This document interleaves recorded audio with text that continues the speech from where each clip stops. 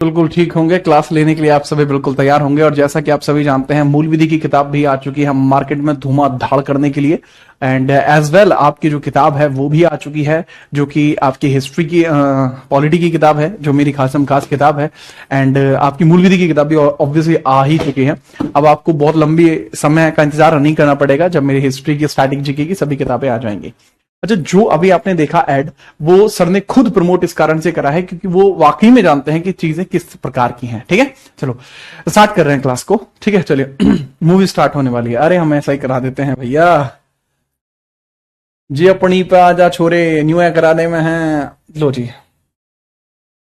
अब यहां आपको मैंने देखा कि भाई मैं यहां ट्राई पार्टी स्ट्रगल पढ़ा रहा था। ट्राई पार्टी स्ट्रगल का जो फेस है उसको हम अपन देख रहे थे इधर। तो फटाफट से, तो किस किस ने अभी तक किताब खरीद ली है वो बता दो फटाफट से। जिसने नहीं खरीदी है तो भाई खरीद लेना। और जी हाँ, मूल विधि की किताब लॉन्च हो चुकी है, उसका डिलीवरी चार्ज हटवा दिया गया, सस्ती करा दी गई है वो। ठीक है, वो इसी वजह से मैंने बोला भी था ना सस्ती करा दूंगा, तो वो सस्ती करा दी है। ठीक है, अब यहां देखिए कन्नौज का त्रिपक्षीय संघर्ष प्रथम चरण है ये। इस प्रकार से आपको कुछ देखने को मिलेगा। धारावर्ष ध्रुव ने वत्सराज को हराया, यहां पर हम देख चुके थे। ठीक है, चलिए हाँ ही ना, ऐसा ही है। धारावर्ष ध्रुव ने वत्सराज को हराया था, ये मैंने आपको बता दिया। अच्छा, धारावर्ष ध्रुव ने जब वत्सराज को हराया तो उसके बाद उसने क्या करा? क्या इसने उत्तर भारत में कब्जा कर लिया? नहीं, ये कभी कब्जा नहीं कर पाया। ये कभी कब्जा नहीं कर पाया। ये कभी कब्जा नहीं कर पाया। इसके पीछे का कारण क्या है? ध्रुव ने कभी कब्जा नहीं कर पाया, याद रखना। क्यों नहीं कर पाया? क्योंकि इसको वापस से लौटना पड़ा था। वेंगी की चालुक्यों के हमले के कारण इसको पुनः लौटना पड़ा था। और यहां जो राजगद्दी है इसने धर्मपाल के हवाले कर दी थी। मैं बता रहा हूं क्या हुआ है यहां पर। जो धारावर्ष ध्रुव है यह शासन पर कब्जा नहीं कर पाया था। यह युद्ध जीतने के पश्चात, युद्ध जीतने के बाद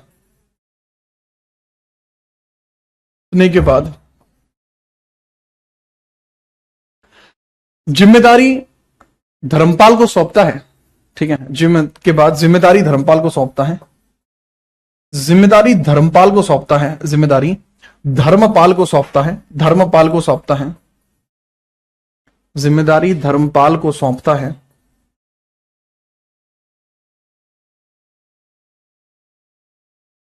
धर्मपाल को सौंपता है तथा जिम्मेदारी किसको सौंपता है? बाबू धर्मपाल को सौंपता है। तथा उसके बाद जैसे ही जिम्मेदारी इसने धर्मपाल को सौंपी है, जिम्मेदारी को इसने धर्मपाल को सौंप दिया, देन उसके बाद क्या होता है? धर्मपाल को सौंपता है तथा वेंगी चालुक्यों के कारण, वेंगी चालुक्यों, वेंगी चालुक्यों, चालुक्य के आक्रमण के कारण दक्षिण भारत लौट जाता है। आक्रमण के कारण दक्षिण भारत लौटता है। आक्रमण के कारण दक्षिण भारत लौटता है। दक्षिण भारत लौटेगा। भारत गया, दक्षिण भारत। तो मेरे ख्याल से आपको यह बात समझ में आई होगी क्या पूरा का पूरा इसमें पैटर्न चला है, उसको कहां लौटना पड़ा और क्यों लौटना पड़ा। क्या आपको बात समझ में आई जो मैंने आपको यहां बताई कि बाबू वेंगी के चालुक्यों ने राष्ट्रकूट डायनेस्टी के उस हिस्से पर कब्जा कर दिया। That's why they have to go down from there. यानी कहने की बात यह है कि यहां पर राष्ट्रकूटों ने कब्जा कर लिया था, लेकिन जो वेंगी के चालुक्य थे, ये चालुक्यास हैं, वेंगी के चालुक्यों ने इन पर कब्जा कर दिया मान्यखेट में। तो मान्यखेट के उस कब्जे को रोकने के लिए वापस इसको जाना पड़ा। समझे? बस आगे बढ़ेंगे। देन इसके बाद यहां पर चरण खत्म होता है। पहले चरण में कब्जा किसके पास रहा है? पाल वंश के पास। पाल वंश ने कब्जा किसको दे दिया? चक्रा युद्ध को दे दिया। पाल वंश ने कब्जा किसको दे दिया? चक्रा युद्ध को दे दिया। ठीक है, आगे बढ़ते हैं। दूसरे चरण की शुरुआत करता हूं। दुष्णु बाबू, क्लास आपकी मंडे को कंप्लीट होंगी, डट जाओ थोड़ा सा। आप मुझे बताओ ये समझ में आया? देन आगे बढ़ते हैं, दूसरा हम देखते हैं। ठीक है, चलो आगे हम बढ़ते हैं बाबू। ठीक है, इसके पश्चात क्या हुआ है नेक्स्ट पेज पर बताऊंगा। ओके, इसके बाद क्या हुआ समझना। तो धर्मपाल के द्वारा, धर्मपाल के द्वारा, धर्मपाल के द्वारा, धर्मपाल के द्वारा, धर्मपाल के द्वारा बहुत इंपॉर्टेंट सा काम किया गया भाई। धर्मपाल जी क्या करते इधर? जो धर्मपाल हैं अपने, जो अपने धर्मपाल हैं वो क्या करते हैं? उत्तरापथ के स्वामी की उपाधि धारण की गई। उत्तरापथ के स्वामी, उत्तरापथ के स्वामी की उपाधि धारण की गई। उपाधि धारण की गई, धारण की गई। उत्तरापथ के स्वामी की उपाधि धारण की गई। Adopted the title of Uttarapatha Swami. Dharmapala के द्वारा क्या किया गया है? Adopted the title of, adopted the title of Uttarapatha Swami. Adopted title of Uttarapatha Swami. Uttarapatha Swami, Uttarapatha Swami. Sir क्या ये कन्नौज की गद्दी पर बैठा? नहीं जी, ये कन्नौज की गद्दी पर नहीं बैठा। मैंने बताया कि ये कन्नौज की गद्दी पर नहीं बैठेगा। क्यों नहीं बैठेगा? क्योंकि ये चक्रा युद्ध को ही वहां पर आसीन करता है। इसने अभी भी चक्रा युद्ध को ही आसीन किया था। इसने अभी भी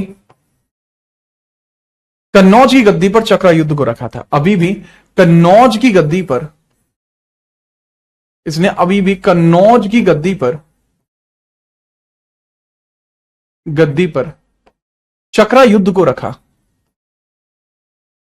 चक्रा युद्ध को रखा था। चक्रा युद्ध को रखा। He still make Chakrayudha on Kannauj throne. He still, ठीक है, मेक चक्रा युद्ध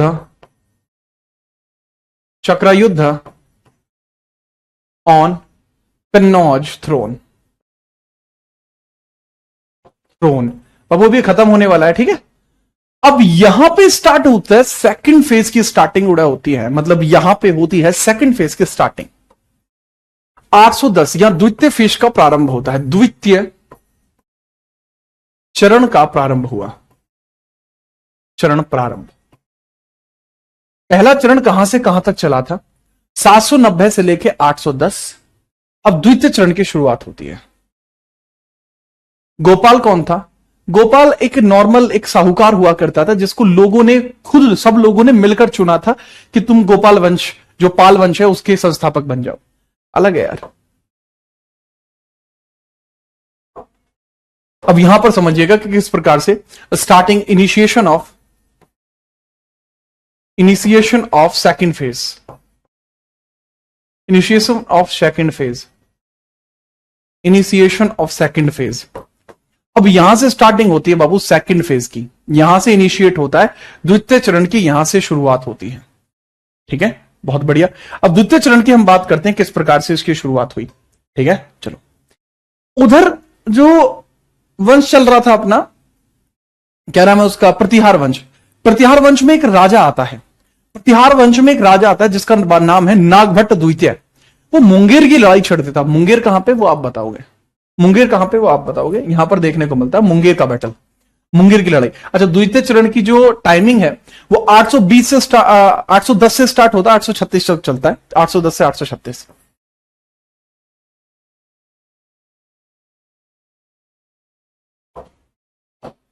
मुंगेर की लड़ाई देखने को मिलती है। क्या देखने को मिलती है? मुंगेर की लड़ाई।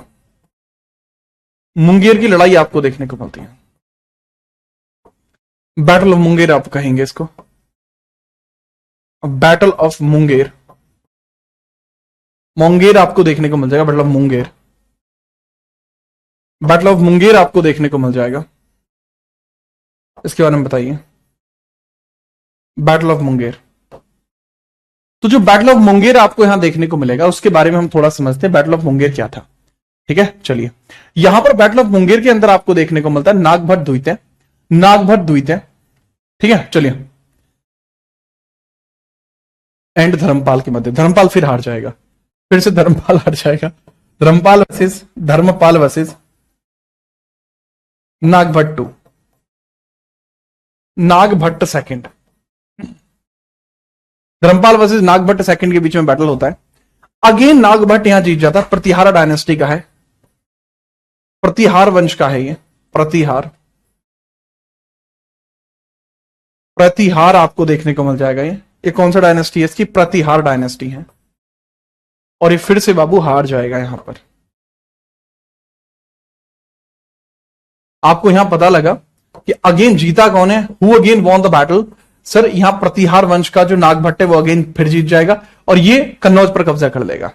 इसने कन्नौज पर कब्जा किया। आपको पता है जैसे ये कब्जा करेगा तो इसको बचाने के लिए कौन आएगा, धर्मपाल को बचाने के लिए। आप सभी जानते हैं कन्नौज प्रशासन कब्जा। आप सभी जानते हैं कि धर्मपाल, जो मैंने बोला था ना, बड़ी बातचीत इंडस्ट्री के लोगों से, बड़ी बातचीत इंडस्ट्री के लोगों से करने के लिए आ जाता है। ठीक है चलिए, क्योंकि अब यहां बैटल करने के लिए कौन आ जाएगा बताइए। सर ध्रुव तो मर गया। मैं क्या, गोविंद 3 तो है, ध्रुव का छोरा, बस वो आ जाएगा बचाने के लिए। तो ध्रुव का छोरा जो है यहां पर अतः ध्रुव का पुत्र, ध्रुव का पुत्र जिसका नाम है गोविंद थर्ड, पुनः आकर कन्नौज पर कब्जा कर लेगा और यहां पर नागभट्ट को हरा देगा। अतः ध्रुव का पुत्र गोविंद थर्ड,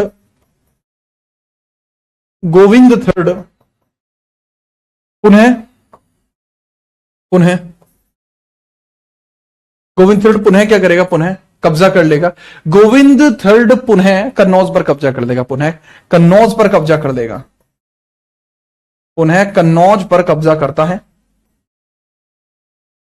पुनः कन्नौज पर कब्जा करता है तथा तथा कन्नौज पर कब्जा करने के बाद तथा कन्नौज पर कब्जा करता है तथा नागभट्ट को हराता है। नाग मारा नहीं है, देखो यहां किसी की भी हत्या नहीं हो रही है, सिर्फ बैटल में हार रहे हैं ये लोग। ठीक है, तथा नागभट्ट को परास्त करता है, नागभट्ट को परास्त करता है, द्वितीय को परास्त किया, द्वितीय को परास्त किया, परास्त किया। यहां कोई भी हार नहीं रहा है, सिर्फ परास्त किया जा रहा है, परास्त किया। तो यहां पर ये परास्त कर दिया गया कंप्लीट लेवल पर। He became defeated by very very in big match. ठीक है, याद रखना। ठीक है चलिए, बट इसके अंतर्गत क्या होता है कि नागभट्ट 2 भले ही यहां हार गया है, लेकिन ऐसा नहीं है बहुत ज्यादा नहीं हारा है। गोविंद थर्ड को तो अपनी सल्तनत को बचाने के लिए जाना ही पड़ेगा। तो गोविंद थर्ड भी कुछ समय के पश्चात दक्कन लौट जाता है, जिसके बाद पुनः कब्जा कौन करता है, नागभट्ट कर लेता है। और इस प्रकार से प्रतिहार वंश की इसमें विजय होती है। बात खत्म, यहीं पर त्रिपक्षीय संघर्ष खत्म। अब चालुक्य हेडिंग डाल लो। ठीक है चलिए पर, लेकिन लेकिन इसमें क्या हो, लेकिन नागभट्ट वापस लौट जाता, लेकिन गोविंद गोविंद तृतीय, लेकिन गोविंद तृतीय लौट गया। लेकिन गोविंद तृतीय ने क्या काम करा, लेकिन गोविंद तृतीय पुनः लौट गया, पुनः लौट गया दक्कन, पुनः लौट गया दक्कन, पुनः लौट गया दक्कन। इस कारण से ये पुनः वापस क्या, he return back to, he return back to south, return return back to south. तो साउथ लौट गया, he return back to south. ठीक है, return back to south. So Nagabhatta again capture, Nagabhatta second again capture, again capture Kannauj, Kannauj. इस कारण से कन्नौज पर दोबारा कब्जा हो गया। ठीक है, ठीक है। So Nagabhatta second again captured Kannauj. अतः नागभट्ट के द्वारा नागभट्ट अंतिम तौर पर विजयी हुआ, अतः नागभट्ट अंतिम तौर पर विजयी, अंतिम तौर पर विजयी हुआ, अंतिम तौर पर विजयी हुआ, विजयी हुआ। ठीक है, तो बबू इस प्रकार से नागभट्ट इस बैटल को जीत जाता है। दक्कन का मतलब है साउथ, दक्कन का मतलब है साउथ। ठीक है चलो जी।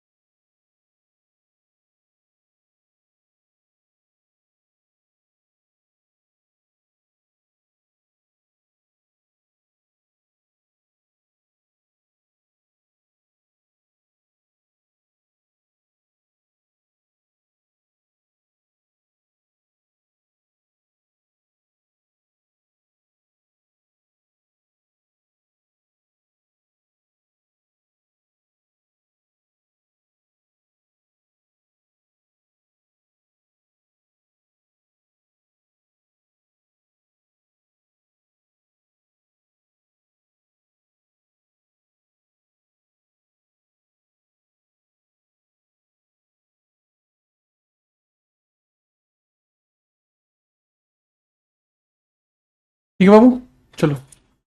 हमारे कन्नौज प्रकब जहां वो प्रतिहार थे लास्ट। अरे यही हूं मुदगल जी। चलो फटाफट बताइए। करेक्ट है। अच्छा, अब हम आगे बढ़ते हैं। देखो, आगे बढ़ने से पहले मैं एक छोटी सी बात कहना चाह रहा था। ठीक है, बस मतलब बुक के बारे में मैं ये नहीं कहना चाह रहा आप कहो कि सर प्रमोशन कर रहे हो, आप तो पता नहीं क्या करके मानोगे, प्रमोशन पे प्रमोशन नहीं। मेरी बस एक बात सुन लो, मैं आपके इस बैच में आपकी बात कभी मतलब ऐसे बात नहीं करूंगा, मतलब बुक का प्रमोशन नहीं करूंगा। सिर्फ आपको सिंपली एक बात बता रहा हूं कि जो बुक मैंने मतलब ये पॉलिटी की बनाई थी, तो इसके पीछे का नरेशन था कि एक ऐसी किताब बनाई जाए जो आपके प्री लेवल तक के लिए हो। ठीक है, बहुत लिमिटेड कंटेंट हो, इतना लिमिटेड हो कि आपका CDS, CGL mains, UP, SI, इन सभी एग्जामों को बड़े लेवल पर टारगेट किया जा सके। तो इसमें हर एक वो छोटी से छोटी डिटेलिंग रखी गई है जिसकी जरूरत है, हर एक वो छोटी से छोटी डिटेल। तो अगर आप इसको खरीदना चाहते हैं तो चाहे तो आप अपने भैया ऑफलाइन में किसी भी दुकान पे जाके इसको मांग लें, और चाहे तो भैया आप इसको जो है ऑनलाइन परचेज कर लें, आपकी इच्छा है। लेकिन हाँ, एक बार इसको देखें जरूर, भले ही आप ऑनलाइन मंगाए और चीजों को पढ़े और समझे। प्लस इसमें 2 साल का आपको पीवाईक्यूएस बैंक मिल जाएगा। ठीक है, this is the point. Okay, Kannauj में कोई साक्ष्य नहीं मिलते, इसके पीछे का भी कारण है क्योंकि कन्नौज के साक्ष्यों को मेजरली तुर्की लुटेरों के द्वारा तुड़वा दिया गया था। ठीक है, आगे बढ़ते हैं, आगे बढ़ो। अब हम बात करते हैं चालुक्य डायनेस्टी की। चालुक्य वंश आपके तीन देखने को मिलते हैं। एक है बादामी के चालुक्य, जिनको वातापी चालुक्य भी कहा जाता है। एक है आपके वेंगी के चालुक्य और एक है आपके कल्याणी के चालुक्य। ये तीन आपको देखने को मिलते हैं। बाबू, वो जो कांत साहब की किताब है ना, जो कांत साहब की किताब है, कांत साहब की किताब केवल आपकी किस चीज के लिए है सर? कांत साहब की किताब केवल और केवल रिटन एग्जामिनेशन के लिए है। उसके अलावा इस मेरी किताब जैसी कोई किताब मार्केट में अवेलेबल नहीं है। This is only of its type, ये केवल अपने प्रकार की है। आप उत्तराखंड, जयपुर कहीं में भी हो, आप ऑफलाइन में जाके एक बार मालूम कर लीजिए। ऑफलाइन में अगर मिल रही है तो देख लीजिए, नहीं मुझे बताइए, वरना आप ऑनलाइन ले लीजिए। ठीक है, चलो। मैंने बताया मेरी किताब जैसी there is no book in the market. मैं कॉपी पेस्ट पे काम नहीं करता। I am completely a unique personality. ठीक है, याद रखना। बांदा में बुक, हाँ बांदा में तो मिल जाएगी, बांदा में तो आ गई है। तो अब हम बात करते हैं बाबू किसके बारे में? चालुक्य वंश के बारे में। हेडिंग डाल दीजिए चालुक्य। चालुक्य वंश बहुत नॉर्मल है, फटाफट हम बात करते हैं। चालुक्य, तो चालुक्य आपको तीन ब्रांच देखने को मिलती है। एक वादामी देखने को मिलती है, एक वातापी देखने को मिलती है, वैंगी और कल्याणी। सर अपनी तारीफ सब करते हैं। हाँ बाबू, मैं भी करता हूं। इसमें तो कोई वो पॉइंट ही नहीं है। यह चोला डायनेस्टी भी है। ओके,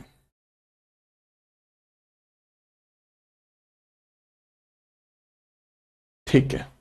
अब यह साउथ इंडियन किंगडम यहां से स्टार्ट होते हैं बाबू। साउथ इंडियन किंगडम, दक्षिण भारत साम्राज्य। दक्षिण भारत के साम्राज्य आपके यहां से स्टार्ट होते हैं। दक्षिण भारत के साम्राज्य, दक्षिण भारत के साम्राज्य,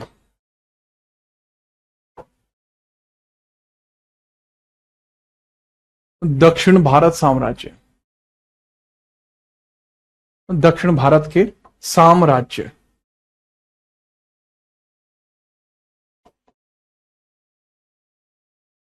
साम्राज्य,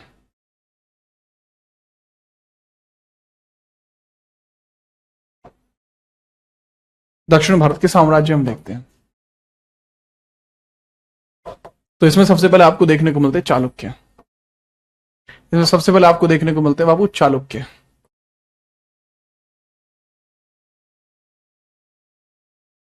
अब चालुक्यों की तीन ब्रांच है, तीनों ब्रांच हम देखते हैं कौन कौन सी हैं।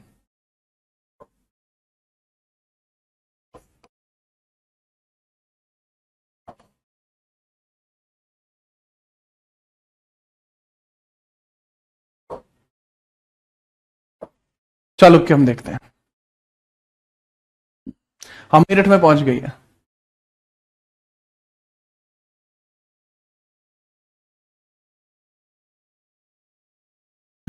अरे वो कोई बात नहीं, लाड ले गरम ना होया तुषार है। बड़े देखो तुम चालुक्य।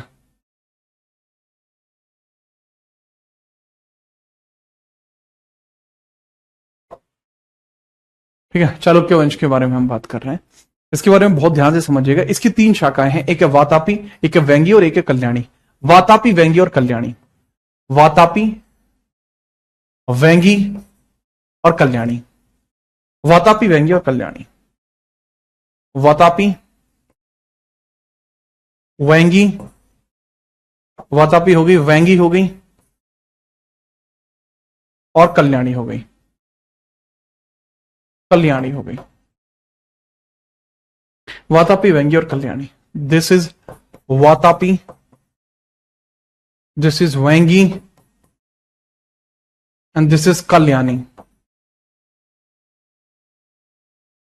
वातापी, वेंगी और कल्याणी, ये 3 आपको देखने को मिल जाएंगे। वातापी, वेंगी और कल्याणी। ठीक है, दीज 3 आर हियर, है ना। ओके, अब हम इसकी बात करते हैं, वातापी, वेंगी और कल्याणी की। वातापी, वेंगी और कल्याणी की। ठीक है, चलिए सर। अरे भाई, आप मुझे यहां से पूछने की बजाय आप अपनी दुकान वालों से जाके पूछ लो, जो आपके यहाँ किताब बेचते हैं, वो बता देंगे आपको। ठीक है, वो आपको बता देंगे। अब बारे में समझ रहे इनके बारे में क्या क्या बातें हैं। ये आपको देखने को मिलता है बीजापुर कर्नाटक में। वातापी को ही बादामी कहा जाता है। वातापी को ही बादामी कहा जाता है। यही इनकी मुख्य शाखा है। यही इनकी मुख्य शाखा है। यही इनकी क्या है, मुख्य शाखा है। It is it's main branch. इनकी मेन ब्रांच यही है।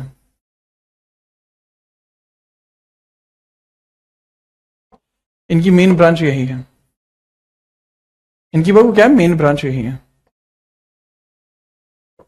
अब इन्हीं के बारे में हम चर्चा करते हैं।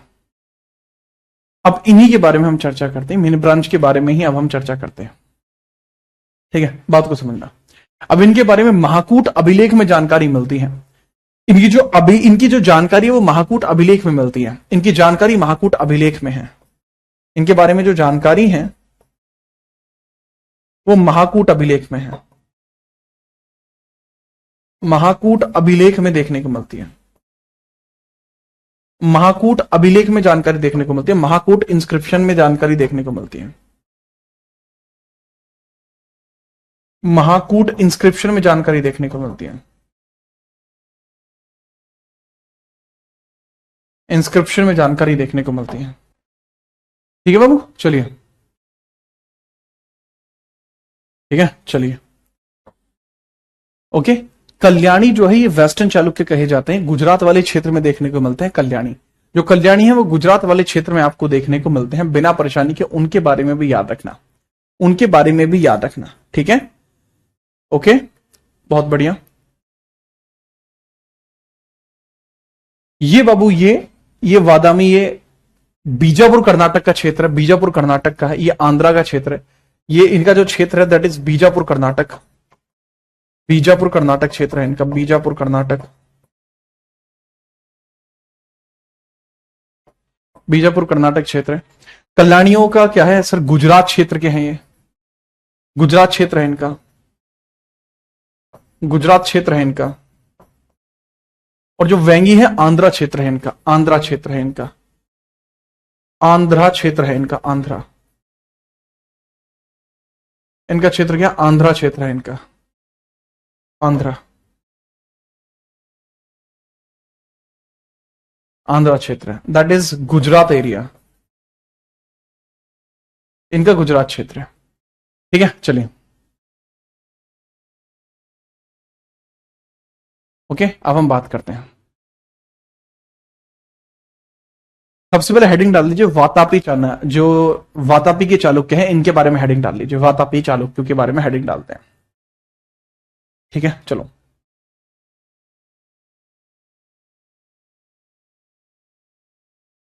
$543 से लेकर 757 तक चले हैं।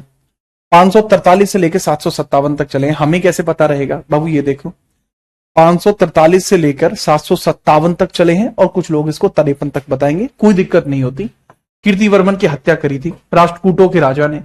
राष्ट्रकूटों के दंती दुर्ग ने कीर्तिवर्मन की हत्या करी थी और इस वंश को खत्म किया था। तो स्टार्टिंग जो इसकी की जाती है वो यहीं से की जाती है। इसकी स्टार्टिंग जो की जाती है वो यहीं से की जाती है। ठीक है, याद रखिएगा, बिना किसी परेशानी के। कुछ लोग कहते हैं कि ये रियल फाउंडर है पुलकेशिन, कुछ जैसे माँ को रियल फाउंडर बताते हैं, कुछ लोग इसको फाउंडर बताते हैं, कुछ जैसे माँ को फाउंडर बताते हैं। तो फाउंडर में इसके में एक विरोधाभास देखने को मिलता है, एक विरोधाभास देखने को मिलता है। हेडिंग डालिए, हेडिंग डाल लीजिए।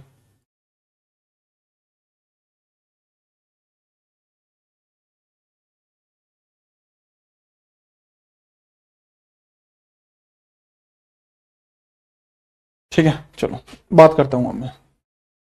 हेडिंग डालते हैं बाबू, वातापी डायनेस्टी,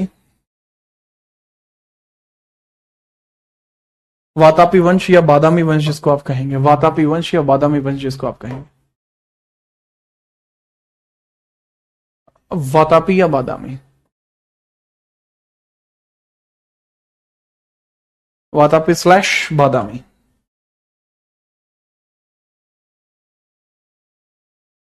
स्लैश बादामी।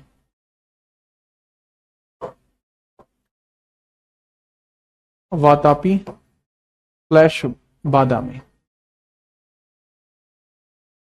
इनके बारे में हम बात करते हैं। ठीक है, now we talk about them, Vatapi और बादामी। इनके बारे में फटाफट से बात करते हैं। इनका जो टोटल टेन्योर आपको देखने को मिलता है 743 से 757 बताते हैं, 53 भी बताते हैं। बहुत सारे लोगों के हिसाब से इनका जो समय काल है वो समय काल, इनका जो समय काल है यानी जो टेन्योर है वो विवादित है।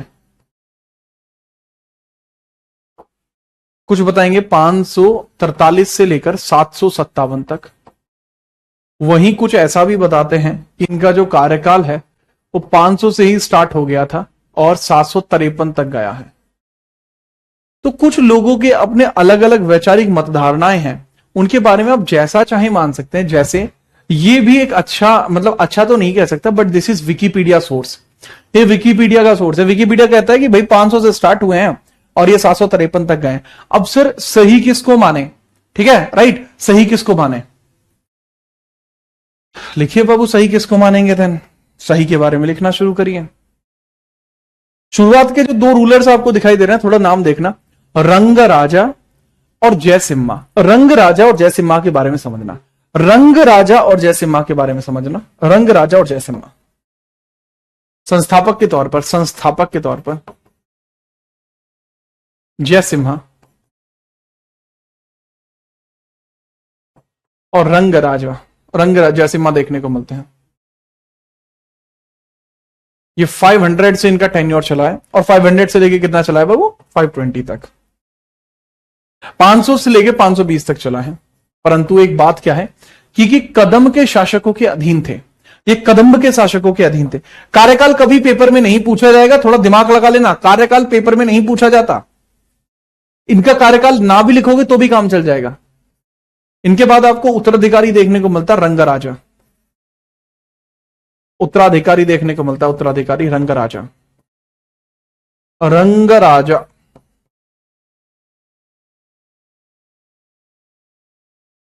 रंग राजा, रंग राजा आपको देखने को मिलता है। रंग राजा आपको देखने को मिल जाएगा, रंग राजा। शुरुआत में जयसिम्हा आपको, जैसा कि मैंने बताया जयसिम्हा है ही, जयसिम्हा। तो बाबू आपको यहां पता लगेगा कि ये जो दोनों लोग हैं, ये जो दोनों लोग हैं जयसिम्हा और रंग राजा, ये बाबू कौन है सर, ये कदम के शासकों के अधीन थे, कदम वंश के अधीन थे, कदम्ब वंश के अधीन थे। ये कर्नाटक का वंश है, कदम वंश के अधीन थे। पहला इंडिपेंडेंट रूलर कौन सा बना है इनका, अंडर कदम्स, अंडर कदम डायनेस्टी, अंडर कदम डायनेस्टी, कदम डायनेस्टी। आप पूछोगे कदम वंश कौन सा है सर, कदम वंश तो पढ़ा है नहीं, राइट। जो कदम वंश आपको देखने को मिलता है, ठीक है, चलिए, कदम वंश जो आपको देखने को मिलता है, कदम वंश के बारे में हम ऐसा कहते हैं कि भाई जो कदम डायनेस्टी है ना, ये सदर्न इंडिया की आपकी डायनेस्टी है। इसके आगे हम आगे और चर्चा करेंगे, राइट, इसके आगे हम और चर्चा करेंगे, राइट, तभी जाके आपको बातें आगे समझ में आएंगी। तो मेरे ख्याल से यहां तक आप समझ पाए होंगे। इसके बाद हम आगे बढ़ते हैं। इनके बाद एक राजा आता है, दैट इज पुलकेशिन प्रथम, पुलकेशिन प्रथम। यह रियल फाउंडर, कहा जाता है कि इसका जो टेन्योर है रंग राजा का 520 से लेकर 43 तक है और 543 से राजा बैठता पुलकेशिन प्रथम। पहला स्वतंत्र राजा है। क्या है बाबू? ये पहला स्वतंत्र राजा है और यही पहले माहौल को संभालता है, यही पहले माहौल को संभालता है। ठीक है, याद रखना। और 566 तक गद्दी पर बैठता है। पहला स्वतंत्र शासक है, इस कारण से इसको संस्थापक के तौर पर भी जाना जाता है। पहला स्वतंत्र शासक है पुलकेशिन फर्स्ट।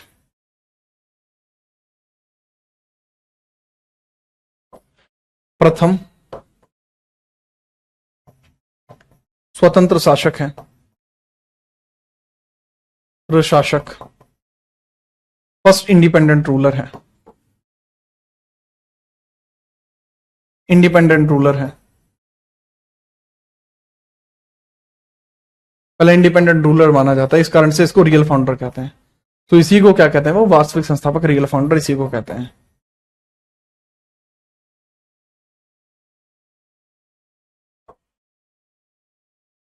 वास्तविक संस्थापक कहा जाता है।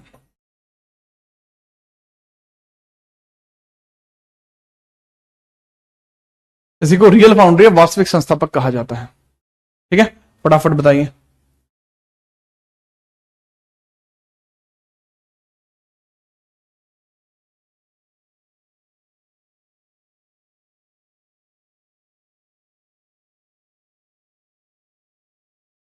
फटाफट बताइए।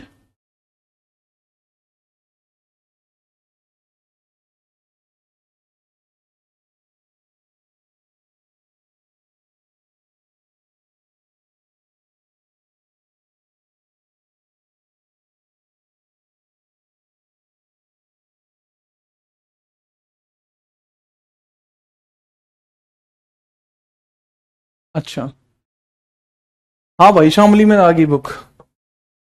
यहाँ देखिए, अब कदम वंश के अधीन आपको देखने को मिलते हैं, कदम वंश के अधीन आपको देखने को मिलते हैं। हम इसके बारे में थोड़ी चर्चा करते हैं। थोड़ा ध्यानपूर्वक समझिएगा किस प्रकार की चीजें आपको देखने को मिलती हैं। कदम वंश के अधीन आपको रूलर्स देखने को मिलते हैं, under the Kadamba dynasty, Kadamba dynasty आपको देखने को मिलते हैं। और मैंने बताया इनके जो संस्थापक हैं, इसके संस्थापक तो मयूर शर्मा हैं। और ये जो कदम डायनेस्टी कर्नाटक की है, इसके बारे में यार कभी पूछा नहीं जाता। ठीक है, 14 अश्वमेध कराए मयूर ने। नेक्स्ट, इसको उपाधियां जो मिली हुई हैं, पुलकेशिन को उपाधियां कौन कौन सी मिली हैं वो देखते हैं। उपाधि कौन कौन सी मिली है? पृथ्वी वल्लभ, पहली उपाधि है इसकी पृथ्वी वल्लभ। पृथ्वी वल्लभ इसकी उपाधि है, पृथ्वी वल्लभ।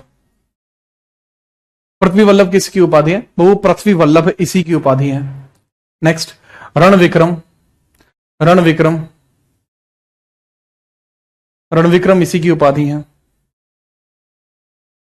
ठीक है, चलो, रण विक्रम भी इसी की उपाधि है, रण विक्रम।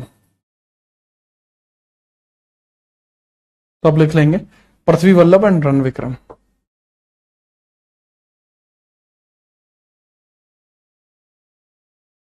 रण विक्रम। और इसके बारे में हमारे पास ज्यादा जानकारी उपलब्ध नहीं है। और इसका जो अगला रूलर देखने को मिल जाएगा वो कीर्ति देखने को मिल जाएगा। जो अगला रूलर देखने को मिल जाएगा वो कीर्ति देखने को मिल जाएगा, कीर्तिवर्मन फर्स्ट। कीर्तिवर्मन फर्स्ट। इसका जो नेक्स्ट रूलर देखने को मिल जाएगा, कीर्तिवर्मन फर्स्ट देखने को मिल जाएगा। इसका जो सन है उसका नाम क्या? कीर्तिवर्मन फर्स्ट, वो इसका उत्तराधिकारी भी है।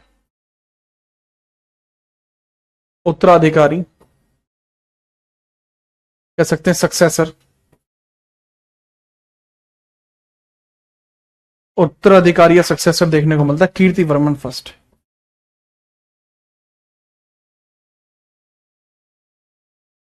कीर्तिवर्मन फर्स्ट,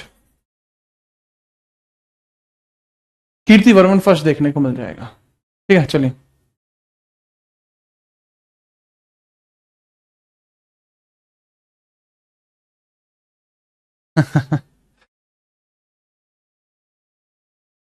देखो, इसको फटाफट नोट करो।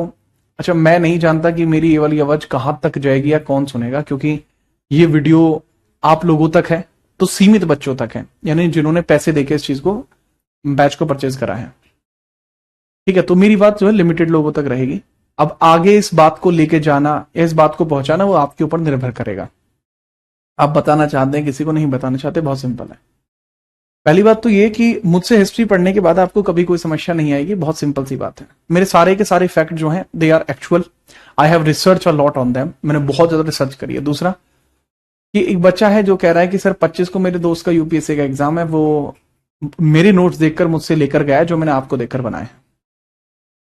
मैं बहुत बढ़िया, देखो मैं हमेशा मैंने छात्रों के लिए काम करा है, भविष्य में भी मैं छात्रों के लिए ही काम करूंगा, ठीक है। और मेरा जो कंटेंट है जो मैं पढ़ा रहा हूं ये किसी एक एग्जाम के लिए नहीं है, बल्कि ये सभी एग्जाम्स के लिए है। कई बार इसकी वजह से मुझे भुगतना पड़ता है, ठीक है, क्योंकि बहुत सारे बच्चे मार्केट में ऐसे आते हैं जो नए नए आते हैं ना, तो उनको कम कम पढ़ना होता है, तो लोग उनको बहका देते हैं, वो खुश हो जाते हैं और फिर वो सिलेक्ट नहीं होते, ठीक है। तो मैंने कभी ऐसा नहीं किया कि मैं सिर्फ एक एग्जाम को टारगेट करके पढ़ाऊं, नहीं, मैंने हमेशा ऐसा पढ़ा है कि वो आपके सबके लिए पर्याप्त हो, ठीक है, याद रखना। तो अगर आपको वाकई में अच्छा लगता है तो आप सिर्फ 2 व्यक्तियों से इसके बारे में बता देंगे तो पर्याप्त होगा, ठीक है। एक दिन इसको बदला जाएगा, एक दिन सब वही पढ़ाएंगे जिसमें वाकई में जो छात्रों के लिए जरूरी है, ठीक है। मैं तो बदलाव कर रहा हूं, धीरे धीरे शायद बाकी लोग भी बदलाव करें। आगे बढ़ते हैं, आगे बढ़ते हैं बिना परेशानी के। देखिए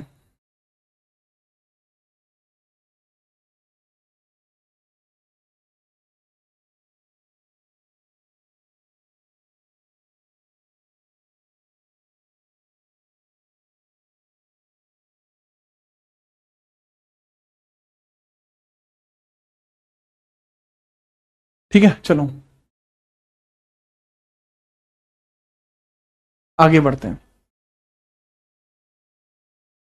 एक बार इस टेबल को देखो, इसका काम कंप्लीट हुआ, इसके बाद कीर्तिवर्मन आएगा, ठीक है, कीर्तिवर्मन आएगा 566 से 97 तक जाएगा, देन मंगलेश आएगा, देन पुलकेशन सेकंड आएगा। हमें पुलकेशन सेकंड पे आना है, the point is Pulakeshin second जरूरी है, पर कीर्तिवर्मन ने भी अपने समय में बहुत कुछ काम किया है, तो हम उसके बारे में देखेंगे, ठीक है। चलो तो अपन क्या कि इधर देखते हैं ना इसके बारे में, तो फटाफट हेडिंग आप डालेंगे,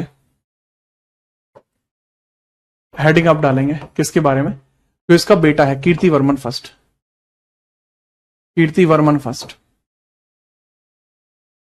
कीर्तिवर्मन के पास भी काफी सारी उपाधियां हैं। कीर्तिवर्मन प्रथम,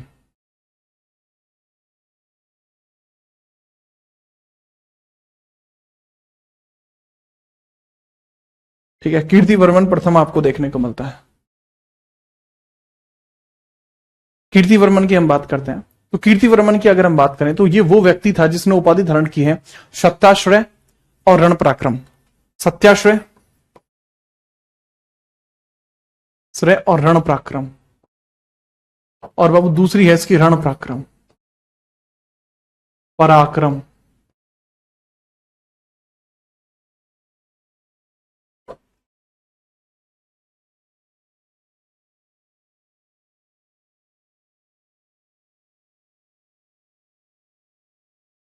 रण पराक्रम, इसने अश्वमेघ और वाजपेयी दोनों प्रकार के यज्ञ इसने कराए थे। सत्यशय रण पराक्रम, इसने दोनों प्रकार के यज्ञ कराए थे अपने समय में। इसका कार्यकाल 566 से 597 तक है।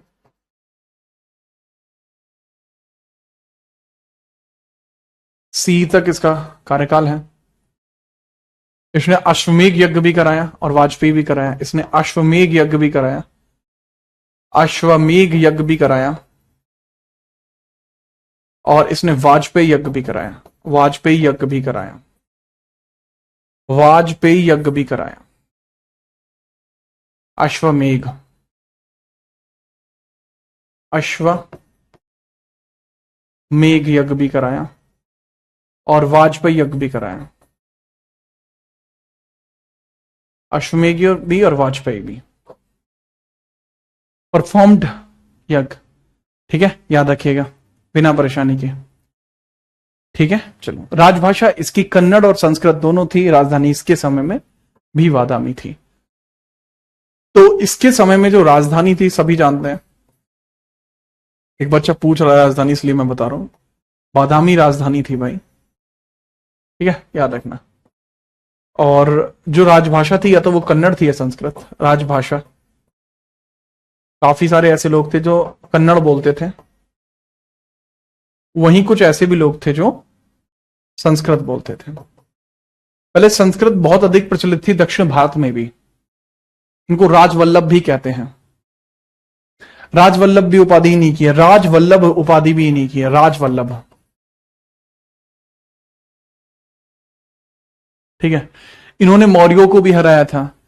फिर मौर्यंस के टाइम पे ये क्या कर रहे हैं, अरे उन मौर्यंस की एक ब्रांच चला करती थी, तो एक नए मौर्यंस को इसके द्वारा हराया गया था, नए मौर्यंस को इसके द्वारा हराया गया था।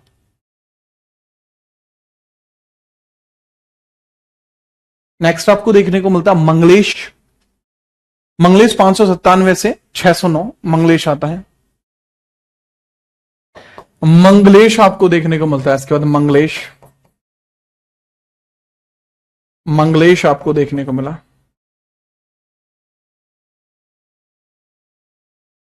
मंगलेश का जो कार्यकाल है वो 597 से लेकर 609 सी तक था। 597 से लेकर 609 सी तक देखने को मिल जाएगा। ठीक है, चलिए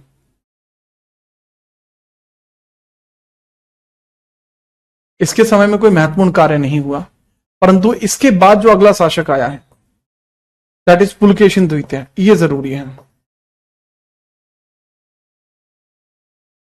परम प्रतापी शासकों में से एक पुलकेशिन टू।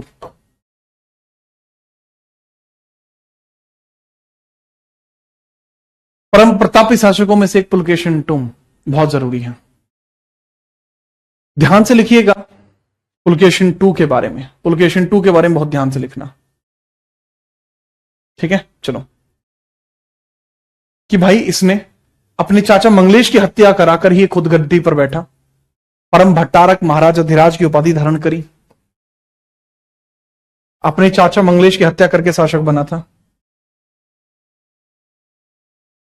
चाचा मंगलेश की हत्या कर मंगलेश है ना, मंगलेश, इन्हीं की हत्या करके गद्दी पर बैठा था, कि हत्या कर शासक बना, करके शासक बना।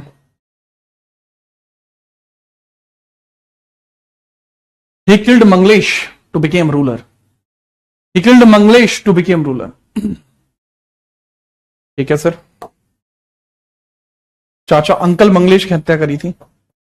अगला महाराज अधिराज और पृथ्वी वल्लभ। महाराज अधिराज और पृथ्वी वल्लभ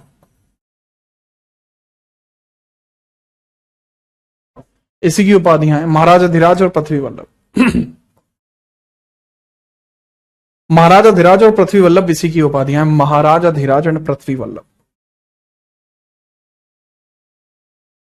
महाराजा धीराज एंड पृथ्वी वल्लभ।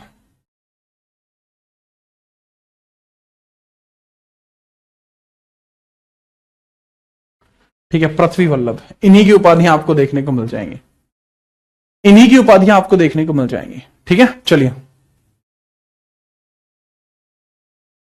फटाफट इनके बारे में बात करते हैं।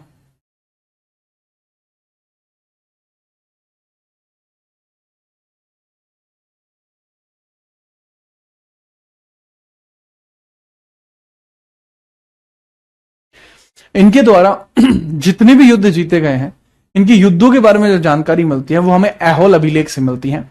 इनकी युद्ध जीतने की, युद्ध विजयों की जानकारी हमें ऐहोल अभिलेख में से देखने को मिलती है, जो रवि कीर्ति ने लिखे थे। जो किसने लिखे हैं? रवि कीर्ति ने। इनका दरबारी था रवि कीर्ति।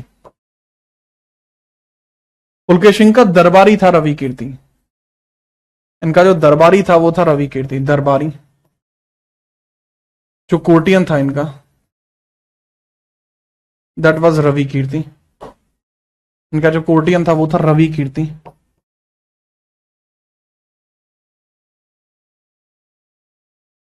रवि कीर्ति इनका दरबारी था, लेखक था रवि कीर्ति।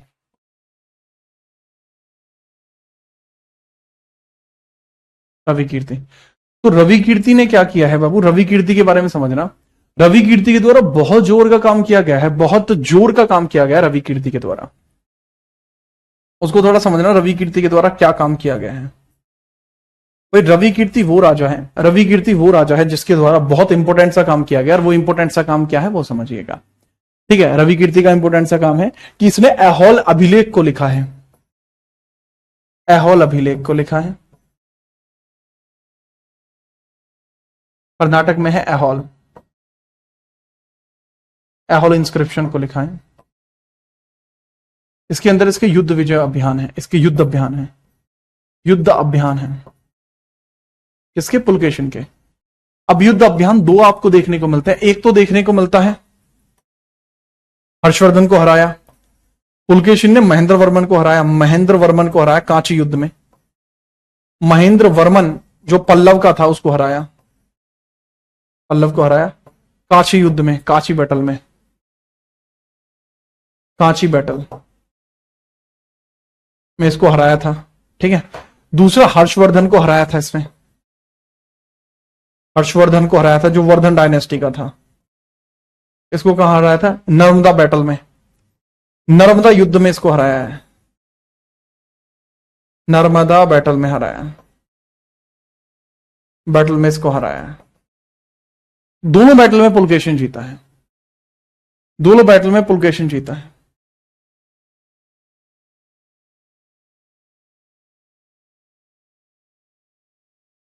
ठीक है, चलो। लेकिन यही गलती कर दी इसने महेंद्र वर्मन को हराकर। इसकी भाषा संस्कृत थी, जी हां, लेकिन इसने यही इसको हराकर गलती कर दी थी। महेंद्र वर्मन का जो बेटा है वो नरसिंह वर्मन है, और वो इसको बहुत बुरी तरह मारेगा। उसकी मार धाड़ की कहानी मैं कल पढ़ाऊंगा, आज के लिए इतना ही रहेगा। ठीक है, चलिए कल आपसे फिर मुलाकात करेंगे। बढ़िया तरीके से हंसते रहिए, मुस्कुराते रहिए, पढ़ते रहिए। कल मिलते हैं, ठीक है, चलो। पुलकेशिन 2 के बारे के अंदर जितनी भी बातें होंगी, इसके बाद बची हुई जो बातें होंगी वो हम कल बात करेंगे। ठीक है, कल बात करेंगे। कल तो सैटरडे है। आप कहा इसके बाद एक क्लास में ये खत्म हो जाएंगे, मतलब पल्लव खत्म हो, ये भी खत्म हो जाएंगे। ठीक है, आपका जो ये वर्मन डायनेस्टी बोल देते हैं, या ठीक है चालुक्य डायनेस्टी बोल देते हैं, वो कंप्लीट हो जाएंगे। देन आपके यहाँ पर पल्लव डायनेस्टी कंप्लीट हो जाएगी। छोटी मोटी डायनेस्टी है वो भी देख लेंगे। देन आपके राजपूत देख लेंगे। अब ज्यादा सिलेबस आपका नहीं बचा है, एक क्लास और खींच के 2 क्लास बस। ठीक है, चलिए मुलाकात करते हैं, तब तक के लिए जय हिंद, वंदे मातरम।